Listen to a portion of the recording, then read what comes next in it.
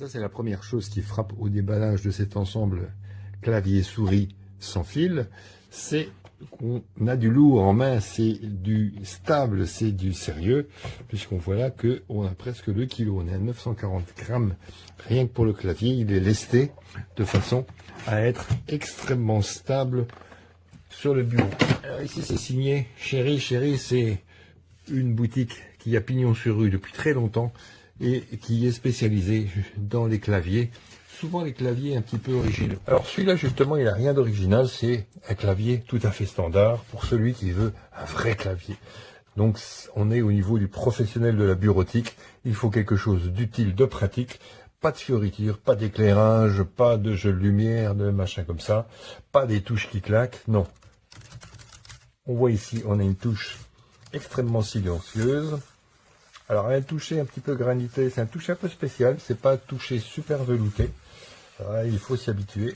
Bon, c'est un clavier silencieux, donc open space, ou chez soi, si on veut être tranquille, c'est super bien. Donc c'est un clavier traditionnel complet, avec toutes les touches, modèle AZERTY. Alors il y a le logo bleu, blanc, rouge, c'est pas Made in France, puisque c'est un clavier chinois, mais c'est à l'ordonnancement français. Les touches de fonction traditionnelles ici, toutes les touches, le pavé numérique sans aucun souci. On n'a pas des touches compliquées dont on ne se rappelle plus les combinaisons comme dans les claviers de gamer. C'est les combinaisons toutes simples, contrôle alt, add graphique, point final. Il y a quand même des petits plus ici et ici. Alors ici, on a mis des touches qui correspondent exactement au moins à mon besoin. J'ai besoin d'ouvrir mon courrier, j'appuie ici. J'ai besoin d'ouvrir mon navigateur, j'appuie ici. J'ai besoin d'une calculatrice pour faire un compte, j'appuie ici. C'est tout, il n'y a rien d'autre, pas de fioriture, pas des tas de machins dont on ne se sert jamais et dont on oublie très rapidement le fonctionnement. Alors, par défaut, il va ouvrir Outlook sur Windows. Il faut bien penser à mettre son navigateur et son messageur par défaut dans les paramètres de Windows. Alors, pour le multimédia, ici c'est pas mal. On monte le volume, on baisse le volume, comme ça, tac, tac, tac. On coupe le son ici. Et on peut arrêter la vidéo YouTube ou la relancer ici. Alors, avance rapide, j'ai testé, ça n'a pas fonctionné sur les vidéos, oui, YouTube. Mais déjà, le volume est arrêté quand on prend un coup de fil, par exemple, ou qu'on fait autre chose, c'est pas mal. Alors, ici, un clavier vraiment professionnel. Là, on n'est pas déçu du voyage. C'est un beau clavier. On est sûr que ça va plaire à quelqu'un qui veut un clavier pour travailler avec et non pas pour jouer. Alors, on précise pour le clavier, il faut rajouter 2 piles AA ici. Alors, les piles sont fournies avec, ce qui mérite d'être souligné. Et le clavier ne fonctionne que si on l'active ici. Là, il y a un interrupteur coupé pour économiser les piles, ou ici, ça fonctionne. Voilà, on voit. Tac. Petite diode dans certaines...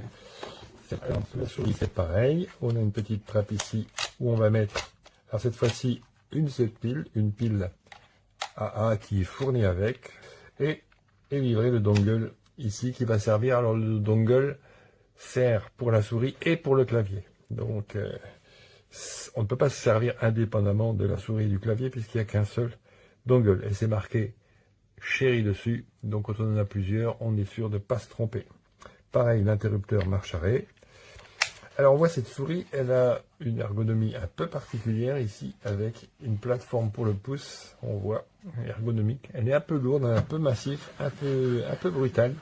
Alors il faut un tapis de souris pour que ça glisse. Sur un revêtement qui n'est pas tapis de souris, c'est vrai que ça râpe un peu. Alors qu'est-ce qu'on a dessus?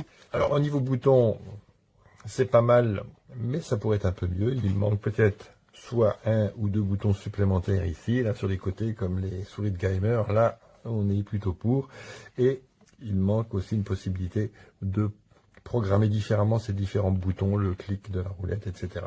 Quoi qu'il en soit, c'est quelque chose qui fonctionne bien. C'est la première qualité, c'est robuste. C'est quelque chose qui est solide, donc c'est une marque fiable avec du matériel hyper solide. Donc si on veut du robuste, du solide, c'est un excellent choix. Alors si on veut absolument plein de boutons programmables pour la souris, là il faut envisager autre chose. Alors un clavier, bien sûr, réglable, inclinable en hauteur, une souris, les boutons mais vraiment étuyés, juste ce qu'il faut. Donc pour moi, c'est un excellent choix, un excellent rapport qualité-prix pour ce duo.